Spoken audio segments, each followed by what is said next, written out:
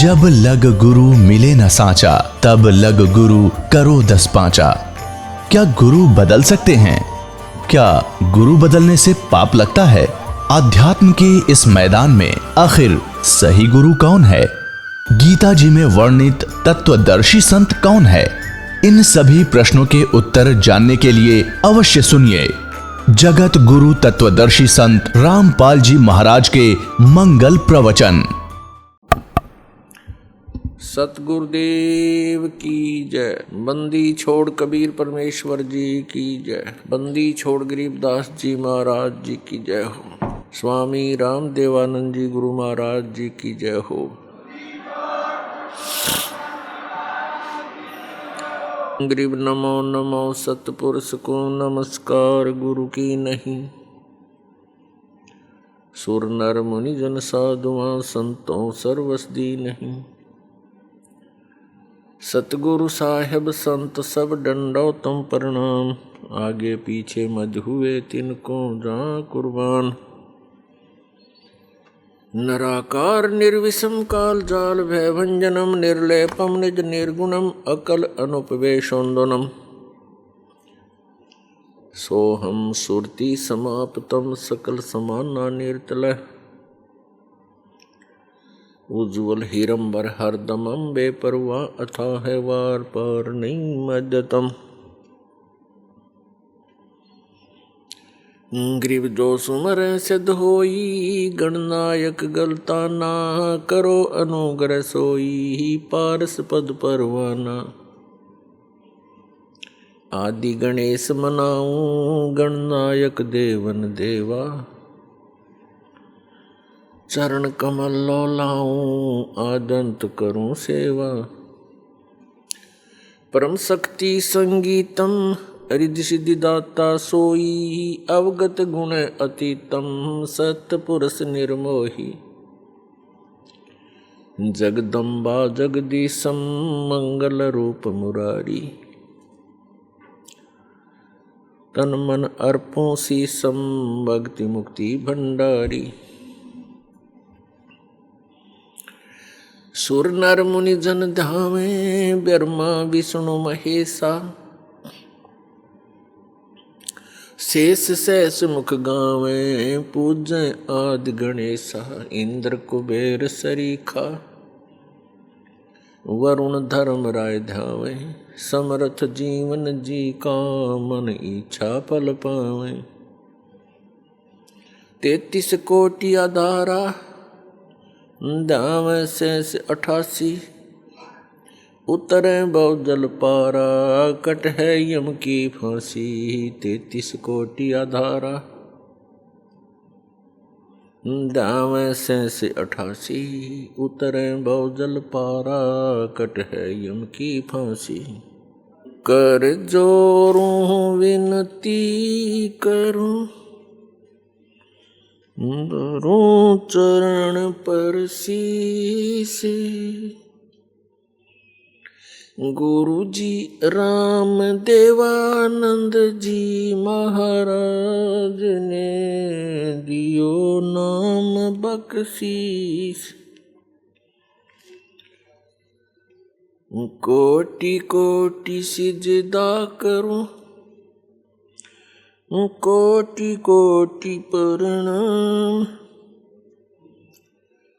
चरण कमल में राखियो मैं बंदी जाम गुलाम। कुत्ता हूँ गुरुदेव का रामपाल दास का नाम। गले प्रेम की जेवड़ी जहाँ खेचो वहाँ जाऊं मैं। तो करो तो बावड़ो दूर दूर करो तो जाऊं। जो राखो त्यों ही रहूं जो देवो सो खाऊं। जय इब के सतगुरु मिले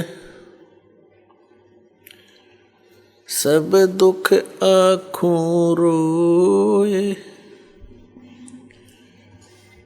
चरणों ऊपर शीश धरूं, कहूँ जो कहनी हो। कबीर साईं मिलेंगे, पूछेंगे कुशलात, आदि अंत की सब कहूँ अपने दिल की बात। गुरु जी तुम ना भूलियो, चाहे लाख लोग मिल जाएं, हम जैसे तुमको बहुत हैं, तुम जैसे हमको नहीं। तुमरे विसारे क्या बने, मैं किसकी शरण में जाऊं। शिव ब्रंच मुनि नारदा, तिनके हृदय ना समाऊं। अवगुण किए तो बहुत किए, करत न मानी हार। बावे बंदा बख्श दियो, बावे गर्दन उतार। अब गुण मेरे बाप जी, बख्शो गरीब निवाज।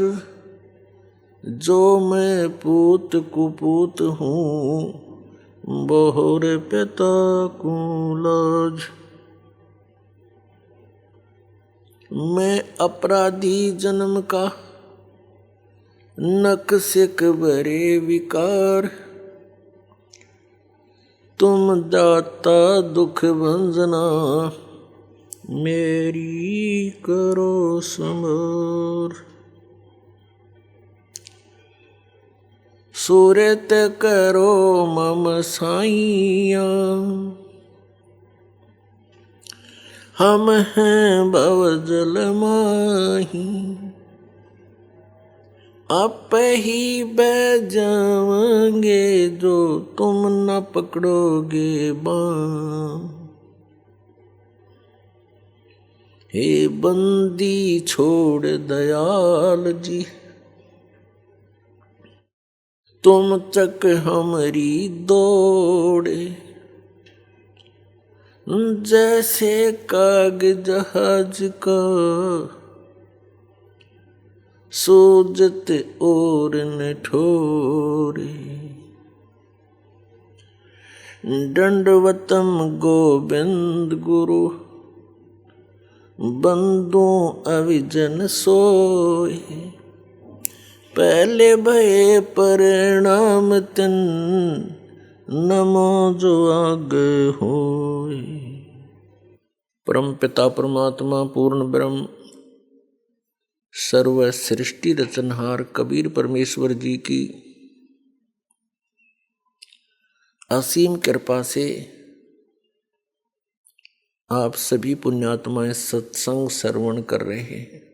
परमात्मा कबीर जी हम काल जाल में फंसे हुए सभी प्राणियों के इस दुख को जानकर समझकर अपने सतलोक से चल कर के यहाँ आते हैं और हमारे अज्ञान को समाप्त करते हैं।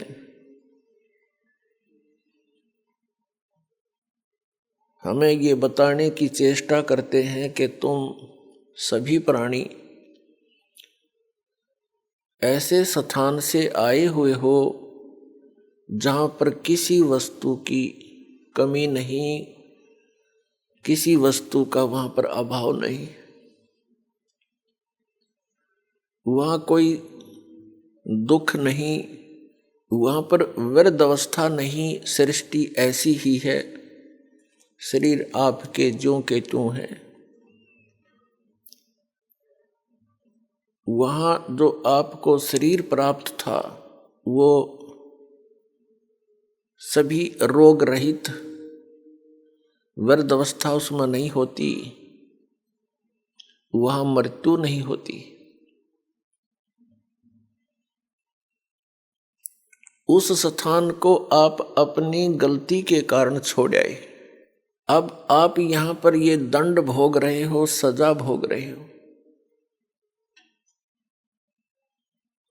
और यहां पर आप जी ने इन दुखों को ही सुख मान लिया। यदि किसी को अधिक दुख है और उससे कुछ कम दुख को हमने सुख समझ लिया, और यहां पर सुख नाम की वस्तु नहीं है, आपने सुख देखा ही नहीं है, इसलिए इन्हीं अटकलबाजियों में आप सुख मान रहे हो। कैसे? जो निर्धन है वो सोचता है धनवान सुखी, ये कार और कोठियों में निवास करता है, सफर करता है। अब धनवान को स्वप्न में भी सुख नहीं होता। धनवान समझता है, धनी व्यक्ति सोचता है कि राजा लोग सुखी होंगे, ये राजा लोग सुखी हैं। राजा सुखी हो ही नहीं सकता। विचार की बात है, जैसे एक परिवार का मुखिया अपने 4-5 सदस्यों की व्यवस्था में कितनी टेंशन लिए फिरता है। किसी को बीमारी है, किसी का विवाह नहीं हुआ, किसी का विवाह हो गया तो बालक नहीं, और 100 समस्याएं उसकी जान को बनी रहती हैं। राजा एक बहुत बड़े अक्षेत्र का मुखिया होता है। इससे खूब आसानी से अंदाजा लगाया जा सकता है वो कितना सुखी हो सकता है। स्वप्न में भी सुख नहीं उस व्यक्ति को जो राजा बना हुआ है। ठीक है, अपनी घूटी सूटी लाकर रात काट लेता होगा, घंटे 2 घंटे पड़ जा पी कर शराब, सुख नहीं है। हाँ, उस व्यक्ति को जो परमात्मा से जुड़ा हुआ है, कबीर परमेश्वर की भक्ति करता है, वो चाहे निर्धन है, चाहे धनवान है, चाहे राजा भी क्यों ना बना हो, वो भगवान से डरने वाला, परमात्मा उसका साथी होता है। उसके ऊपर आने वाली आपदाओं को तुरंत निवारण करता है, क्योंकि कबीर परमात्मा वो सुख सागर हैं जो अपने बच्चों का दुख देख नहीं सकते। और जब तक हम इस परमेश्वर की शरण में नहीं आते हैं तो हम अन्य उपासनाएं जो करते हैं वो हमें अपने प्रारब्ध में आने वाली आपदाओं से नहीं बचा सकते। उन साधनाओं से आपको अन्य लाभ तो हो सकते हैं, लेकिन आपके कर्म के दंड में वो परिवर्तन नहीं कर सकते। एक कबीर परमात्मा परम अक्षर ब्रह्म को छोड़कर अन्य जितने भी प्रभु हैं, स्वामी हैं, वो आपको जैसा कर्म किया है वो ही प्रदान कर सकते हैं, उसमें परिवर्तन नहीं कर सकते। तो वो भक्ति हमारे लिए यूजलेस है। हमारे प्रारब्ध में, हमारे संस्कार में, पुण्यों में, इस जीवन के सफर में कोई ऐसा भयंकर घटना, दुर्घटना हो और वो टले नहीं, वो दुर्घटना जब घट जाएगी और कोई ऐसी घटना हो जो इस आदमी का मनोबल तोड़ देती है, फिर वो भक्ति भी नहीं करता, छोड़ देता भक्ति को। और परमात्मा कबीर जी आप पर आने वाले आपके प्रारब्ध के संस्कारों को बदल देता है। जब हमारे ऊपर कोई आपदा आ जाती है और हमें पता है कि इसका कोई निवारण इस पृथ्वी पर नहीं है, और फिर वो ठीक हो जाता है, उसका समाधान हो जाता है इस भक्ति से, तो हमारी आस्था भगवान में दृढ़ होती है और तभी हम भक्ति कर सकते हैं। पुण्यात्मा, हम ऐसे लोक से आए हैं जहाँ कोई कष्ट नहीं था, कोई दुख नहीं था, मृत्यु नहीं थी और वृद्ध अवस्था नहीं थी। कोई भी वृद्धावस्था पसंद नहीं करता। 60-70 वर्ष के हो जाते हैं राजनेता अभिनेता, और अपनी स्किन को भी टाइट करवाते हैं देश विदेश में जाके। 1-2 साल के बाद फिर सिकुड़ेगी बात है। कितना करवाओगे इसने सेटिंग, और फिर मृत्यु डेफिनेट। आप सारा जीवन लगाते हो अपने मकान के बनाने में और परिवार के पोषण में। संतान होती है, संतान के फिर संतान होती है। हम बड़े खुश होकर रहते हैं, उनके साथ सीने से लगाते हैं, प्यार करते हैं, अच्छी बात है। और 1 मिनट में ना जाने उन प्यारे बच्चों की मृत्यु हो जाए या स्वयं की हो जाती है, तो खाक है ये जीवन। किस चीज पर आप आस लगाए बैठे हो? यदि हमारी मृत्यु ना हो तो हम इतने ढीठ हो चुके हैं, इन दुखों को हम कोई परवाह नहीं करते, बेशक आई रो आपदाएं हमारे ऊपर। लेकिन मृत्यु भी डेफिनेट, तो इसकी तरफ थोड़ा सा ध्यान देना पड़ेगा आप जीने पे। असंख्य जन्म हो गए आपने यही परिवार पोषण करते और यही बंगले और कोठी और फैक्ट्री लाते और बनाते, आप ही चले जाते हो, ये यहीं रह जाती है। और फिर आप बने हो कहीं गधे और कोठी खड़ी है कहीं दूर। आपको क्या मिला उस कोठी में जो सारा जीवन खो दिया? ये किस कारण से करते हैं हम? क्योंकि हमने इतनी ही पढ़ाई पढ़ रखी है, विवाह हो जा, संतान हो जा, रोजगार मिल जा, इनका पालन पोषण कर दें, इनका विवाह कर दें, फिर मर जावा, बेशक काम पूरा हुआ। नहीं, मनुष्य जीवन का कार्य तो आपने स्टार्ट भी नहीं किया। मनुष्य जीवन का जो काम था वो तो आपने प्रारंभ भी नहीं किया। वो कौन सा कार्य है? परमात्मा की भक्ति, परम अक्षर ब्रह्म की भक्ति, मोक्ष प्राप्ति, जन्म मृत्यु के रोग से छुटकारा, जरा और मरण से छुटकारा। और ऐसा ना होने से तो आपका जीवन व्यर्थ है। ये क्रियाएं जिस पर हम आप आ सकते हैं, ये तो पशु पक्षी भी करते हैं। फिर मनुष्य जीवन की क्या आवश्यकता थी? इसमें कितनी सद्बुद्धि दी है, कैसे हाथ पैर दिए हैं, बुद्धि दी भगवान ने कि यहाँ पर आपदाएं तो आएंगी ही आएंगी। जैसे वर्षा घनी होगी, सर्दी गर्मी भी आती है, तूफान भी आते हैं। इनसे बचने के लिए अपनी कोई झोंपड़ी कुटिया अवश्य बनानी चाहिए। गर्मी सर्दी से बचने के लिए वस्त्रों की, लज्जा शर्म भी बनाए रखने के लिए वस्त्रों की आवश्यकता है, वो भी आपको सद्बुद्धि दे दी। तो पुण्यात्माओं, जो मानव शरीर आपको प्राप्त है, ये केवल ही पशु जैसे पक्षियों जैसे कर्म के लिए ही नहीं मिला था। इसके साथ साथ इसका एक वेरी इंपॉर्टेंट और कार्य है, वो जन्म मृत्यु के रोग से छुटकारा पाना। अब जन्म मृत्यु के रोग से छूटने का जो साधना थी, उपाय था, वो अभी तक हमें प्राप्त नहीं हुआ, जिस कारण से हमने इस जन्म और मरण के विधान को फाइनल मान लिया। ज्यादा से ज्यादा कोई साधना साधक करता है, वो स्वर्ग तक अपनी बुद्धि सेट करे बैठा था, चाहे वो किसी धर्म मजहब का क्यों ना हो। और स्वर्ग क्या है? स्वर्ग में गया हुआ प्राणी अपने पुण्यों को समाप्त करके पुनः फिर पृथ्वी पर आ जाता है अपने संस्कार भोगने के लिए। चाहे मनुष्य जीवन भी प्राप्त हो सकता है और अन्य प्राणियों के शरीरों में भी कष्ट आप जी को उठाना पड़ता है। स्वर्ग क्या है? स्वर्ग एक रेस्टोरेंट है, होटल है। ऐसे बढ़िया एटमॉस्फेयर में जैसे पृथ्वी के ऊपर उदाहरण दें तो गर्मियों के अंदर पंजाब, हरियाणा, राजस्थान, उत्तर प्रदेश, मध्य प्रदेश आदि जो राज्य हैं, इनमें गर्मी कहर तोलती है। अप्रैल से शुरू हो जाती है और जून तक,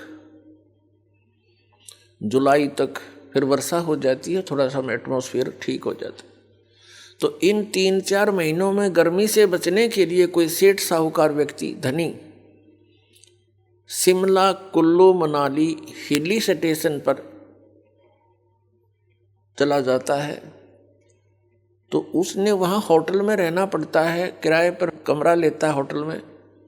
तो वहाँ सारा कुछ उसकी जेब से खर्च होता है, खाना भी और कमरे का किराया भी। वहाँ वो कोई इनकम नहीं कर सकता, केवल वो समय व्यतीत करने जाता है गर्मियों का। और 20-30-50 हज़ार 1 लाख रुपया आजकल 3-4 महीनों में करके खराब, और फिर वापस उसी कर्म क्षेत्र में आना पड़ता है। आगे हो सकता दाव लगे ना लगे, लाख रुपये बच्चे ना बच्चे उसको एक्स्ट्रा, तो फिर वहीं रहना पड़ेगा उसी दुख में। ठीक इसी प्रकार जो साधनाएं पुण्य प्राणी करते हैं, परमेश्वर कबीर जी की सत साधना के अतिरिक्त वो केवल स्वर्ग तक ही पहुंचते हैं, और उस स्वर्ग रूपी होटल में अपनी पुण्यों की पूंजी का नाश करके वह पुनः फिर पृथ्वी पर आ जाते हैं। और ये प्रोसीजर, ये प्रोसेस असंख्य जन्मों से आप प्राप्त कर रहे हो, इसी के अंदर आप लिप्त हैं। पहले तो इस मार्ग को बताने वाला हमें मिला नहीं कि इस स्वर्ग से भी आगे कोई ऐसा स्थान है जिसकी प्राप्ति होने के उपरांत प्राणी पुनः पृथ्वी पर नहीं आता, उसका जन्म मृत्यु कभी नहीं होता और वो सदा के लिए सुखी हो जाता है। वहाँ एक और स्थान है अभी तक, जैसे उस स्थान को सतलोक कहते हैं, अमरलोक भी कहते हैं हमारी संत भाषा में। उस परमेश्वर ने जो वहाँ का मालिक है, हम सबका कंट्रोलर है, सबका जनक है, सबका परमात्मा है कबीर जी, उसने स्वयं आकर के उस स्थान की जानकारी हमें दी है कि तुम यहाँ के रहने वाले नहीं हो और आप यहाँ केवल अपनी यातनाएं भोग रहे हो इस पृथ्वी पर। आप सतलोक के वासी हो, वहाँ रहा करते थे, आपके सारे मकान जो के तो वहाँ पर विद्यमान है, बहुत सुंदर मकान है, वहाँ पर सारी व्यवस्था वहाँ पर आपकी बनी हुई है, बड़े सुंदर पार्क हैं, फलदार वृक्ष आपके महलों में लगे हुए हैं, आसपास आपके आंगन में बहुत बढ़िया सुंदर आपके वहाँ मकान है। उस व्यवस्था से हम पहले परिचित थे, वो आज भी आत्मा में घर किए हुए, उसी की नकल हम यहाँ इस डुप्लीकेट लोक में कर रहे हैं। बड़ी कोठी हो, आगे आंगन हो, बड़ा पार्क हो, झूल लली हो, फूलदार वाटिका बनी हो, टहल करें। तो पुण्यात्माओं यह कोशिश भी करते हैं, बगीची हो, आंगन हो, बड़े सेठ लोग, बड़े अफसर यही चाहते हैं। चाहते तो सभी हैं, लेकिन उनका दाव लग जाता है या नकली अरेंजमेंट करने की। लेकिन यहाँ सुख नाम की वस्तु नहीं, टहल रहा वाटिका में और टेंशन है उसके दिमाग में, पता नहीं कहाँ घूम रहा, वाटिका के भ्रमण का आनंद भी नहीं ले पाती यहाँ पर। तो परमात्मा ने बताया कि वहाँ एक और स्थान है, उसने उस परमेश्वर ने स्वयं आकर बताया आपको, और वो चारों युगों में हमारे पीछे पड़े हुए हैं कि तुम गलत साधना कर रहे हो, तुम गलत लोक में रह रहे हो, जिनको तुम परमात्मा मानकर पूज रहे हो ये परमात्मा नहीं है, परमात्मा का तुम्हें ज्ञान भी नहीं है। लेकिन सतयुग त्रेता द्वापर में हम दुखी नहीं थे।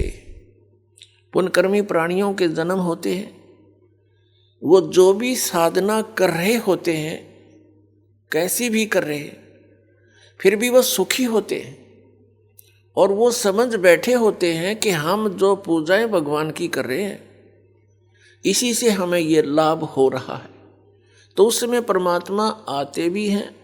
ये ज्ञान जो आज दास आपको रूबरू कर रहा है, यही ज्ञान उन्हीं का दिया हुआ, कबीर परमात्मा का, उस परम अक्षर ब्रह्म का, सत्य पुरुष का। तो उस समय हम नहीं सुनते उनकी इस बात को, क्योंकि हम सभी पुण्यकर्मी प्राणी सतयुग त्रेता द्वापर तक जन्म लेते रहते हैं और हमारे पूर्व संस्कार से हम स्वस्थ भी होते हैं, सब सुविधाएं भी उपलब्ध होती हैं, बच्चे भी स्वस्थ होते हैं, दीर्घायु होती है। तो हम ये भूल कर बैठते हैं कि जो साधना हम कर रहे हैं इनसे हमें सब सुख उपलब्ध है। अध्यात्म ज्ञान के अभाव से, तत्व ज्ञान की कमी से हम इतना सोच लेते हैं। हम भूल जाते हैं कि जो भी आपको प्राप्त है ये आपके पूर्व जन्मों का ही आपको प्राप्त है। वर्तमान में जो आप कर रहे हो इसका फल आपको भविष्य में आने वाले समय में मिलेगा, नेक्स्ट जीवन में, अगले जन्मों में। तो इस कारण से हम उस परमात्मा के यथार्थ ज्ञान को नहीं सुन सके, समझ भी नहीं सके और शरण भी ग्रहण नहीं कर सके। ये दुर्भाग्य रहा हमारा। बड़े पुण्य भी किए, साधनाएं भी की, वेदों अनुसार भक्ति भी की, लेकिन परमात्मा प्राप्ति नहीं हुई और न ही स्थायी स्थान मिला। हम जन्मते रहे, मरते रहे।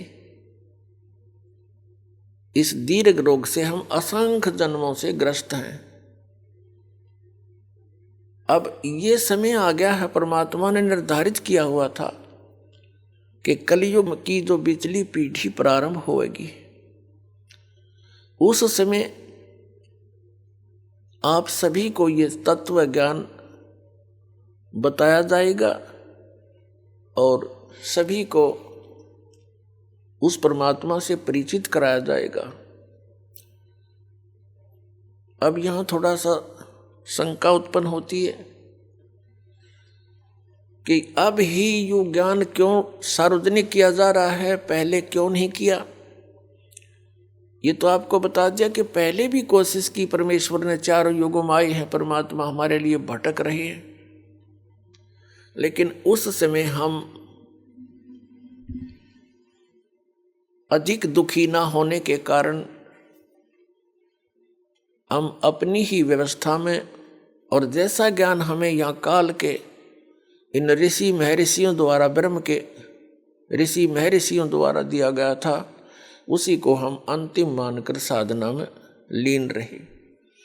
सतयुग त्रेता द्वापर में कोई भी प्राणी भक्ति बिना नहीं रहता, वो अवश्य साधना किया करता था और अन्य कोई मजहब धर्म या और कोई साधनाएं नहीं थी। केवल वेदों अनुसार ऋषियों ने जैसा वेदों को समझा उसी का प्रचार जनता में करके उनसे भी वही साधना करने को वो कहा करते थे। ये कलयुग में आकर के ज्यादा मजहब धर्म इस काल ने बना दिए, आन उपासनाओं की भरमार भी इस कलयुग में कर दी। इसका कारण क्या है? आप जी को ये बताया जाएगा कि आप जी क्यों फंस गए यहाँ उस सुख में स्थान को छोड़कर। इसके लिए थोड़ी सी सृष्टि रचना की जानकारी आपको दी जाएगी। सबसे पहले परमात्मा अकेले थे, उन्होंने फिर एक अकेले लोक की रचना की अपने वचन से और उसके ऊपर वो परमात्मा विराजमान हुए। वहां से फिर उन्होंने 3 लोकों की और रचना की, जिसको अगमलोक, अलखलोक और सतलोक कहते हैं। और चारों के चारों लोकों में परमात्मा अन्य रूप धारण करके सिंहासन अपने वचन से निर्मित करके उसके ऊपर एक राजा के समान विराजमान हुए। प्रत्येक लोक में परमात्मा ऐसे विराजमान है, सिर पर मुकुट है राजा के समान और ऊपर छतर है, बहुत बड़ा आलीशान एक बहुत सुंदर गोल आकार का गुंबज बना हुआ है, उसके बीच में सेंटर में मालिक बैठे हैं। सतलोक के अंदर आकर परमात्मा ने अपने वचन से सभी द्वीप और मान सरोवर की रचना कर दी। उसके बाद परमात्मा ने 16 वचन उच्चारण किए। 16 वचनों से 16 पुत्रों की उत्पत्ति की वचन से। प्रत्येक को एक एक द्वीप में रहने को कह दिया। कुछ समय के उपरांत परमेश्वर सत्य पुरुष यानी कबीर जी ने अपने पुत्र अचिंत से कहा कि आप आगे की रचना रचिए। अचिंत ने अपने वचन से एक व्यक्ति उत्पन्न किया, युवा लड़का। उसका नाम रखा अक्षर पुरुष। अक्षर पुरुष मान सरोवर के अंदर एक बहुत बड़ा अमृत का भरा हुआ सरोवर है, तालाब है। उस तालाब में जाकर स्नान करने के लिए गया था। वहां पर वो निंद्रा आ गई, उसमें गहरे जाकर सो गया। वहां पर श्वासों से शरीर नहीं है सतलोक के अंदर। काफी समय ऐसे ही बीत गया। उसके बाद परमात्मा ने, सत्य पुरुष ने स्वयं ही सृष्टि रचना की। उसी सरोवर से जल उठाया, अपने वचन से उसको अंडा रूप दे दिया। उस अंडे के अंदर एक आत्मा प्रवेश कर दी अपने वचन से। उस अंडे को उस मानसरोवर में छोड़ दिया। गड़गड़ गड़गड़ करता हुआ वो अंडा नीचे जाने लगा। उसकी आवाज से अक्षर पुरुष की निंद्रा भंग होगी। अब जैसे कोई अधूरी निंद्रा में जागता है तो उसको कुछ क्रोध सा होता है, तो ऐसे उस अक्षर पुरुष ने कोप किया कि मुझे किसने जगा दिया, और उस कोप युक्त दृष्टि से देखा अंडे को। उस कोप से वो अंडा फट गया क्रोध से। उसमें से एक युवा लड़का निकला जो यहाँ का अब मालिक कहलाता, जिसको ब्रह्म कहते हैं, जिसको सरपुरुष भी कहते हैं। अब अक्षर पुरुष और सरपुरुष उस तालाब में दो थे। परमात्मा ने आकाशवाणी की कि तुम दोनों बाहर आओ। अक्षर पुरुष तुम निंद्रा में थे, तुम्हें जगाने के लिए ये सब कौतुक किया गया। दोनों बाहर आ गए, सरपुरुष और अक्षर पुरुष। इन दोनों से कहा कि आप जाइए अचिंत के लोक में, द्वीप में रहो। ये तीनों एक द्वीप में रहने लगे, अचिंत, अक्षर पुरुष और सरपुरुष। कुछ समय के बाद परमेश्वर ने आप सभी आत्माओं की, कबीर जी ने अपने वचन से आपकी उत्पत्ति की युवा अवस्था में, और आपको अलग अलग स्थान अपने वचन से रचकर उसमें रहने की व्यवस्था की। तो ऐसे आप वहां रहा करते थे। परमात्मा ने नर और नारी की भी रचनाएं की। आपकी वहां संतान है, संपत्ति है, अलग अलग से बहुत सुंदर महलों में रहा करते थे। किसी चीज का अभाव नहीं, कोई राग द्वेष नहीं।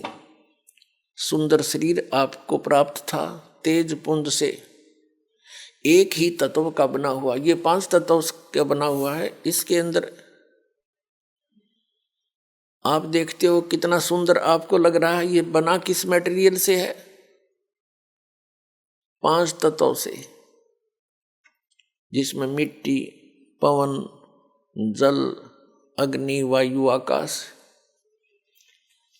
इनसे बना हुआ। और ये देख ले, इसमें कुछ दिखता नहीं, और कितना सुंदर प्रारूप हो गया इसका। तो इसको बनाने के लिए जो व्यवस्था की गई है, यहाँ नर्मदा करके उनके द्वारा खाए गए उस 5 तत्व का ही मिश्रण, उसका प्रारूप बदल कर ये शरीर और ये हाड़ मांस का पुतला बन गया। इसका अंतिम संस्कार करते हैं, ये फिर उसी 5 तत्वों में फिर से मिल जाता है। तो सतलोक के अंदर एक तत्व से बना हुआ है, उसमें नाड़ी तंत्र नहीं है हमारे शरीर में। तो वहां हम ठाठ से रहा करते थे, कोई चिंता नहीं थी, किसी चीज का अभाव नहीं था, काल मृत्यु नहीं, वृद्धावस्था नहीं थी, ना बच्चे हमारे सामने मरते थे ना हम मरते थे, सब सुविधाएं हमें उपलब्ध थी। और एक विशेषता है, जब जीव को सर्व सुख प्राप्त हो जाते हैं तो ये परमात्मा को बोलता है। यह सबसे बड़ी कमी है जो हमें वहां दुख दे गई। और यहां पर भी यही व्यवस्था आपके अंदर है। जो भी आज सुखी है, जिसके पास संतान ठीक है, आगे संतान की भी संतान ठीक है और सब स्वस्थ है, अच्छी पोस्ट है या कोई अच्छा धन उसके पास है, उसको आप जाकर समझाने की चेष्टा कीजिए, वो सुनने को तैयार नहीं। ये दुर्भाग्य उस प्राणी का जो परमात्मा से दूर हो गया, इस नकली सुख न प्राप्त करके, इस झूठे सुख को प्राप्त करके। तो यही समस्या हमारे सामने वहां उत्पन्न होगी। सब सुविधाएं उपलब्ध थी, कोई किसी चीज की वहां त्रुटि कमी नहीं थी।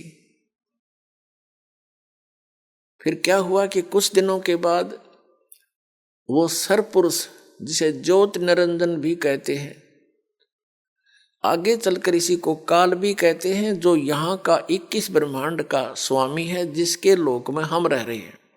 हम यहाँ कैसे फंसे, अब इससे क्लियर होगा। पुण्यात्माओं, जो दास आपको ये कथा सुना रहा है, ये सत्यनारायण कथा है और ये सत्य कथा है और ये परमात्मा द्वारा बताई गई है। ये किसी डोम भाट के गीत नहीं, ये गॉड गिवन स्पिरिचुअल नॉलेज है, कबीर गॉड गिवन। आप जी ने जो आज तक सुना है वो उस रंग में आप रंग चुके हो, और ये हटकर यथार्थ ज्ञान सुनने को मिलता है तो मन के अंदर बहुत से जो है शंकाएं उत्पन्न होती हैं। उत्पन्न तो होंगी और इसी ज्ञान से ही समाप्त भी होंगी। धैर्य से सुनना। अब इस सरपुरुष ने जो अंडे से उत्पन्न हुआ था, इसके मन में एक कल्पना आई, एक ओछी सोच उठी कि हम 3 एक द्वीप में रह रहे हैं और अन्य हमारे सभी भाई अपने अपने अलग से सिंगल अलग अलग रह रहे हैं। तो इसने क्या सोचा कि मैं भी अलग से स्थान प्राप्त करूं। उसके लिए इसने तप शुरू किया। एक पैर पे खड़ा होके ये तप करता रहा और हम सभी जो अपने सुख से रह रहे थे इसको देखने लगे। 70 युग तक ये एक पैर पे खड़ा रहा। तो पुण्यात्माओं, आज भी हमारे अंदर ये त्रुटि विद्यमान है। जैसे हम सुन लेते हैं कि उस स्थान पर एक महात्मा जी 2 वर्ष से खड़े हैं, बैठते नहीं हैं, तो गांव वाले तो सारे देखने जाएं और दूसरा भी जो भी सुने वो अवश्य जा देखने के लिए। 2 साल से खड़ा है, 2 वर्ष से खड़ा है, बैठता ही नहीं। तो ऐसी धारणा हमारे मन में बन गई कि यो 70 युग से खड़ा है, बहुत लंबे समय से। हम उसको चाहने लग गए, उसके ऊपर आसक्त हो गए। अपने आत्माओं, परमात्मा ने आकाशवाणी की, बहुत बार सतर्क किया, अनाउंसमेंट की कि आप इसकी इस कलाबाजी को मत देखें, अपना मस्त रहो। हम ऊपर से तो सावधान हो गए, अक पिताजी को, परमात्मा को आभास ना हो जा, लेकिन अंदर से कसक गई नहीं इसकी। हमारे जबरदस्त इसकी चाह बन गई, इच्छा बन गई। जब इसने 70 युग तप कर लिया तो परमात्मा कबीर जी ने, परमेश्वर ने पूछा कि क्या चाहता है तू सरपुरुष, क्या चाहता है ज्योति निरंजन। तब इसने कहा पिताजी ये स्थान मेरे लिए कम है, मैं अलग से स्थान चाहता हूं। परमात्मा ने कहा ठीक है, तेरे 70 युग के तप के बदले में परिणाम स्वरूप आप जी को 21 ब्रह्मांड दे दिए। जैसे एक सेठ साहूकार पिता अपने पुत्र को 21 प्लॉट अलॉट कर दे के लिए, बेटा ये तेरे हैं खाली प्लॉट,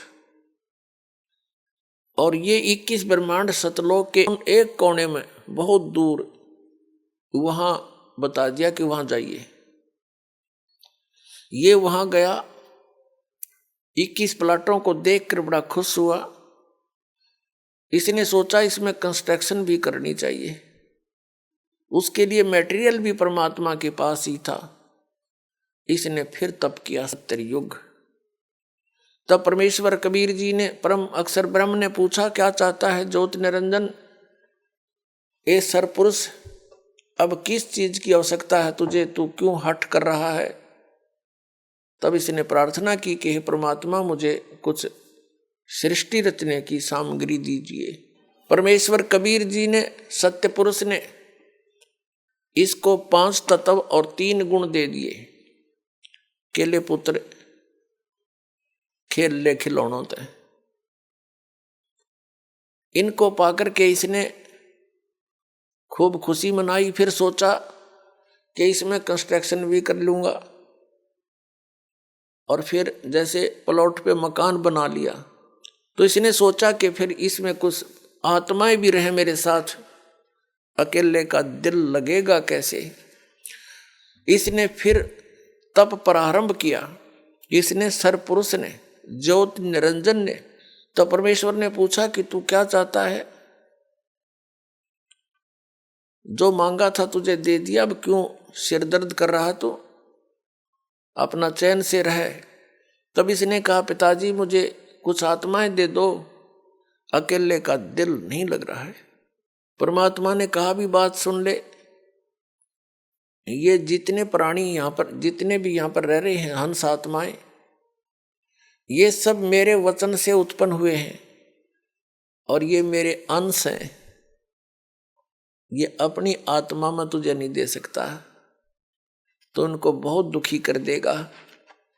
तब इसने कहा नहीं पिताजी, मैं सत्का राज करूंगा, किसी के साथ अन्याय नहीं करूंगा। परमात्मा बोले भाई कुछ भी कर चाहे ना कर, पर ये मैं नहीं दे सकता, ये मेरे अंश है। मालिक को पता था कि जितनी भी आत्माएं इसको चाह रही हैं ये कंडेम हो गए। अपने परम पिता से हृदय हटाकर हम इस काल को चाहने लग गए, हम पति भर्ता पद से गिर गए। परमात्मा के हम दिल से उतर गए कि मैं इनको सब सुविधाएं दे रहा हूं, परमात्मा कह रहे हैं, और ये इसको क्या दे रहा है इनको, और इसको चाहने लग गए। कितने बुद्धू ये। तो परमात्मा कबीर जी ने ज्योति निरंजन से कहा कि यदि कोई आत्मा स्वेच्छा से तेरे साथ जाना चाहते हैं तो मैं भेज दूंगा, अन्यथा मैं नहीं भेजूंगा इन आत्माओं को। वो तो अंतर्यामी है कबीर परमेश्वर जी, सत्य पुरुष जी। उनको पता था कि ये बिगड़ गए सारे, और ये अन्य को भी बिगाड़ देंगे जो यहां रह गए। तो जैसे एक सेब विक्रेता होता है, उसको वो सेब कितनी प्रिय होती है, और किसी सेब का कोई दाग लग जाता है, खराब हो जाती है, तो उसका जी तो बड़ा दुख पाता है, दिल बड़ा दुखता है। उस सेब को उन स्वस्थ सेबों से हटाकर दूर रखने में और कूड़े में फेंकनी पड़ती है उसको, लास्ट में सूअर खाया करें फिर उसको। यदि वो उसके रख ले उस सेब को तो अन्य का विनाश कर दे वो। तो यही दशा आप जी हम सभी की वहां होगी थी। हम परमात्मा के कितने प्रिय थे, फिर भी हमारे को यहां फेंकना अनिवार्य समझा कि ये औरों ने भी खराब करेंगी। हम अपने पैर पे कुवाड़ा आप मार के आए हैं यहाँ पर। ये सत्कर मान लियो पुण्यात्माओं, ये कोई डूम बाट के गीत नहीं है। या जिस दिन तुम्हारे बात या सत्य कथा हृदय में समा जाएगी उस दिन आप सतलोक के वासी हो जाओगे। ये विश्वास होना ही कठिन है। तो परमात्मा ने कहा कि इनसे पूछ ले, जो तेरे साथ जाना चाहता हूं मैं भेज दूंगा। तो पुण्यात्मा वो ज्योत निरंजन हमारे पास आया। हम तो पहले उसको चाह रहे थे, उसके आते ही चारों तरफ खड़े हो गए। उसने कहा कि मैंने पिताजी से 21 प्लाट लिए हैं, 21 ब्रह्मांड, उनमें ऐसे रचना रचूंगा, वहां पर ऐसे पहाड़ बनाऊंगा, झरने बनाऊंगा, फलदार वृक्ष लगाऊंगा, मेरे साथ चलोगे तुम? सभी ने हमने एक सुर में कहा कि यदि पिताजी आज्ञा दे देंगे तो हम आपके साथ चलने को तैयार हैं। ज्योति निरंजन ने आकर के परमात्मा से अर्ज की कि हे परमेश्वर, हे पिताजी, तो कुछ आत्माएं मेरे साथ जाने को तैयार हैं, आपकी अनुमति चाहते हैं। परमेश्वर ने कहा कि मेरे सामने हाँ भरवा दे, सहमति करवा दे, फिर मैं भेजूंगा। कबीर परमेश्वर यानी सत्य पुरुष जी और ये सरपुरुष ज्योति निरंजन, जो आगे चल के ये काल भी यही कहलाया, ये सरपुरुष हमारे पास आगे दोनों सरपुरुष और परम अक्षर पुरुष, यानी जिसको हम सत्य पुरुष कहते। परमेश्वर ने आकर हमसे पूछा कि अभी जो हंस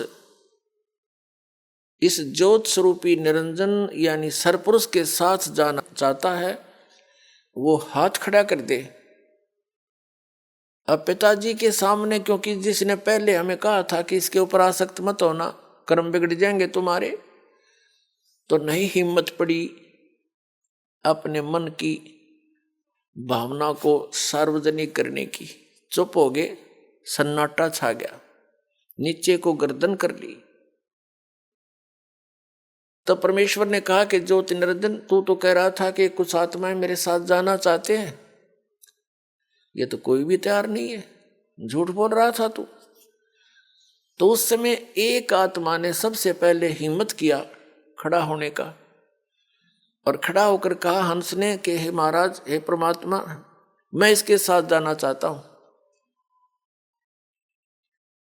अब उसकी देखा देखी फिर हमने भी सोचा कहीं एकला आनंद लूट जाए, वहां पर हम रह जाए पीछे। तो हम सभी ने हाथ खड़े कर दिए दोनों। जितने भी यहां चिट्टी से लेकर हाथी तक, रंग से लेकर राजा तक, 21 ब्रह्मांड में ब्रह्मा विष्णु महेश ऋषि महर्षियों तक जितने भी आत्माएं हैं, ये सारे की सारी सतलोक से आए हुए हैं।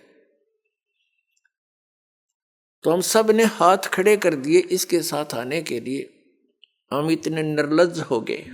तब परमेश्वर ने कहा कि ठीक है ज्योति निरंजन, अब जाइए अपने प्लाटों में।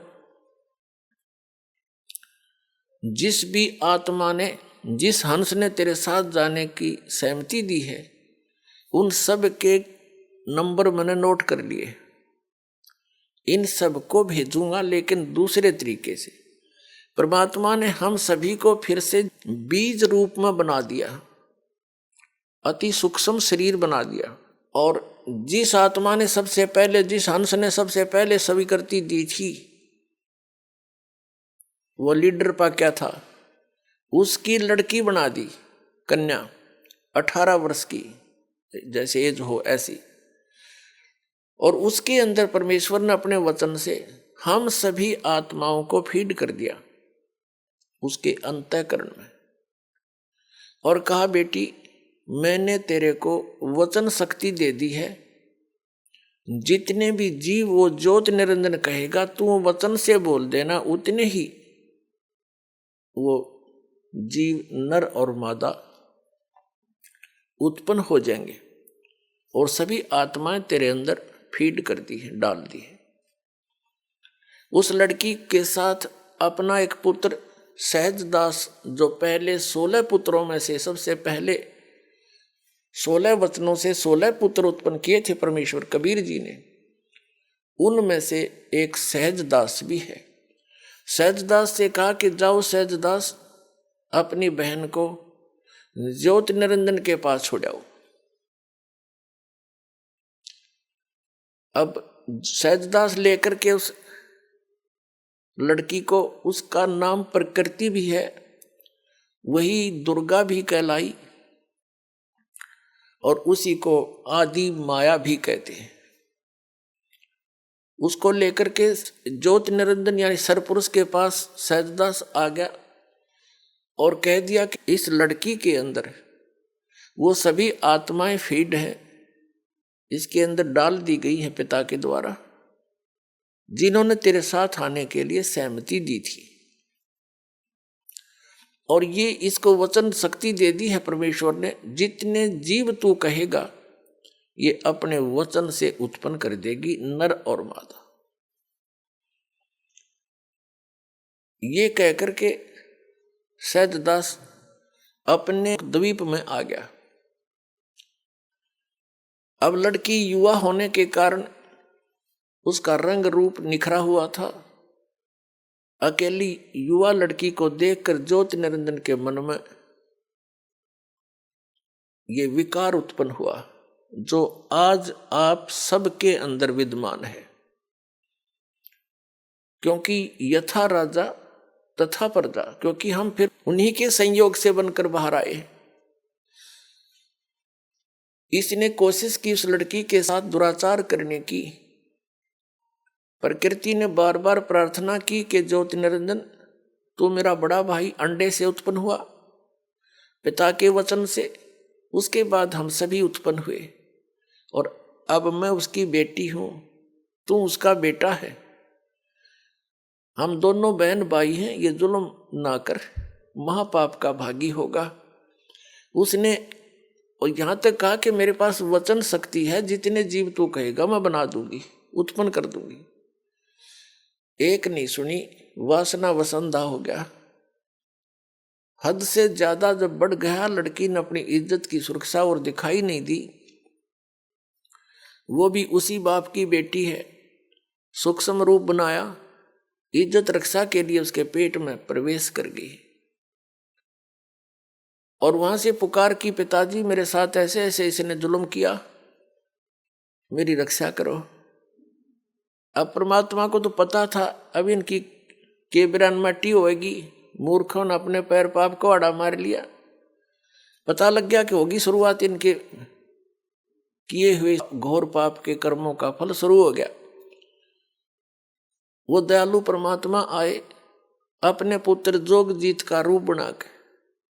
ये जोगजीत, सहजदास, अचिंत, तेज, कोरम, ये आदि पहले 16 वचनों से जो एक एक पुत्र उत्पन्न किया था, ये सबसे प्रथम उत्पन्न पुत्रों में से है, जिनको परमात्मा विशेष आदेश देता है, उनसे वहां का कार्य लेता है।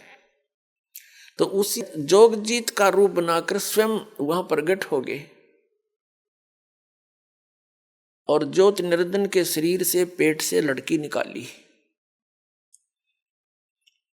और उसको कहा कि ज्योति निरंजन यानी सरपुरुष, अब सुन ले आदेश परमपिता का, आज से तेरा नाम काल होगा। तूने इस लड़की के साथ दुर्व्यवहार किया और इसको तूने खा लिया। 1,00,000 मानव शरीरधारी प्राणियों का नित आहार किया करेगा और 1,25,000 की उत्पत्ति किया करेगा। आज से तेरा नाम काल होगा और तुम यहां से निकल जाओ दोनों 21 ब्रह्मांड को लेकर के। ऐसे लोक में, ऐसे सत्यलोक में, सच्चे लोक में जो ऐसे गलती करता है उसका यहां ठिकाना नहीं है। ये कह करके परमात्मा ने उसके 21 ब्रह्मांड चालू कर दिए, ऐसे चल पड़े जैसे विमान चल पड़ता है उस परम पिता के आदेश थे। अब ज्योति निरंजन ने बहुत कोशिश की। अब उस ज्योति निरंजन ने जोगजीत अपना बड़ा भाई समझकर विनय बहुत किया कि मुझे अक्षमा करवा दे पिताजी से कहकर, फिर से गलती नहीं करूंगा। तब जोगजीत ने कहा कि निकल जा बस, अब तू ज्यादा समय नहीं तेरे लिए। अब वहां से चलकर ये 21 ब्रह्मांड उस सतलोक से 16 शंख कोश की दूरी पर आगे, एक कोश लगभग 3 किलोमीटर के आसपास होता है। और यहां आकर के ये चक्कर काटने लगे। इस काल ने क्या कर रखा है, 5 ब्रह्मांडों का एक ग्रुप बना रखा है। ऐसे ऐसे 4 महाब्रह्मांड बना रखे हैं जिसमें 5-5 ब्रह्मांड रोक रखे, और एक ब्रह्मांड जो बहुत बड़ा क्षेत्र है उसने अपने निज स्थान के लिए अलग रखा है। और प्रत्येक ब्रह्मांड के अंदर सबसे ऊपर के स्थान पर इस काल ने अपनी अलग से राजधानी नियोजित की हुई है, बनाई हुई है। अब जब ये वहां से चलकर आगे इतनी दूरी पर ज्योति निरंजन ने फिर वही दुराचार प्रारंभ किया उस दुर्गा के साथ। दुर्गा ने कहा कि ज्योति निरंजन जुल्म ना करे, पहले तो मैं तेरी बड़ी बहन, अब मैं तेरे पेट से बाहर आएगी निकल के तेरी बेटी होगी, तो कोई से नाते की तो लज्जा रख ले। वह तुझे यहाँ जीव चाहिए मैं उत्पन्न कर दूंगी। लेकिन इसने एक नहीं सुनी, अपने ही नख रेखा से, नख नाखूनों से, क्योंकि ये वचन शक्ति जो होती है अध्यात्म, ये बहुत बड़ी प्रबल होती है। इसको हम भौतिक विज्ञान से नहीं तोल सकते, उससे नापने की भी चेष्टा नहीं करनी चाहिए। ऐसे कैसे हो गया, ऐसे कैसे हो गया। तो इसने अपने नाखूनों से, वो परमात्मा ने क्या किया था कि उस लड़की के प्रजनन इंद्रिय नहीं लगाई थी, और लड़की इसलिए बनाया था कि इसकी नीयत और देख लूं वो कितना बढ़िया आदमी है। तो वो तो एक आने का नहीं पाया, युवा लड़की के ऊपर आसक्त हुआ, फिर वो नीचे आगे। तब इस काल ने ज्योति निरंजन अपने नाखूनों से अभद्र तरीके से और आध्यात्मिक शक्ति से लड़की को प्रजनन इंद्रिय लगाई। फिर इसने विलास किया, 3 बच्चों की उत्पत्ति की। अपुण्यात्माओं, जैसे आध्यात्मिक शक्ति को भौतिक विज्ञान से हम नहीं नाप सकते, और इस कारण से हम इसको नकारा नहीं कर सकते, ना करना चाहिए। यदि आपने अध्यात्म मार्ग में आगे बढ़ना है तो अध्यात्म मार्ग में जिसको हम इम्पॉसिबल कहते हैं वो इम्पॉसिबल नहीं होता। जैसे अगस्त ऋषि ने इन 7 समुद्रों को एक ही घूंट में, एक चुल्लू में नूल उठाया था और पान कर गया, सारे सूख गए थे। तो आज की भौतिक विज्ञान इस बात को मान सकती है, वो ना मानने ना मानने दे, पर यदि आपने इस भक्ति मार्ग पर आगे बढ़ना, ये सारी सच्ची समझना। तो उसने क्या किया, अपने आत्माओं, अब काल ने क्या कहा कि अब मेरा कौन क्या बिगाड़ेगा। अब जो सजा मुझे मिलनी थी मिल गई, मनमानी करूंगा, सब तरह से उसको डरा धमका दिया। अब दुर्गा को और कोई विकल्प दिखाई नहीं दिया, दुर्गा ने उसको समर्पित कर दिया और प्रत्येक आज्ञा का पालन करने लगी उसके डर से। तो उसने कहा कि मेरा भेद किसी को नहीं देगी तू, नहीं तो तेरी खैर नहीं है। किसी को नहीं बताना मैं कैसा हूं, कहाँ रहता हूं, और आज के बाद तू सारे ब्रह्मांड में, इन 21 ब्रह्मांडों का तू ही संचार यानी कंट्रोल करेगी, इसको संभालेगी। अब दुर्गा ने कहा कि एक बात बता, मैं एक स्त्री और इतने काम को कैसे संभाल सकूंगी, अब तू मेरे साथ तो रह कम से कम। तो उसने कहा कि नहीं, मैं ऐसे स्थान पर रहूंगा वहां कोई नहीं जा सकता, और वहां पर तू भी मेरी ही आज्ञा और वचन से ऊपर आ सकती है, अन्यथा तेरी भी हिम्मत वहां आने की नहीं होगी, ऐसी व्यवस्था करूंगा। अब दुर्गा के पास कोई विकल्प नहीं था, अपने पैर पर आप कुवाड़ा मार के आई थी, सारी बात स्वीकार कर ली। कहा कि मेरा भेद मत देना, मेरे विषय में किसी को नहीं बताना।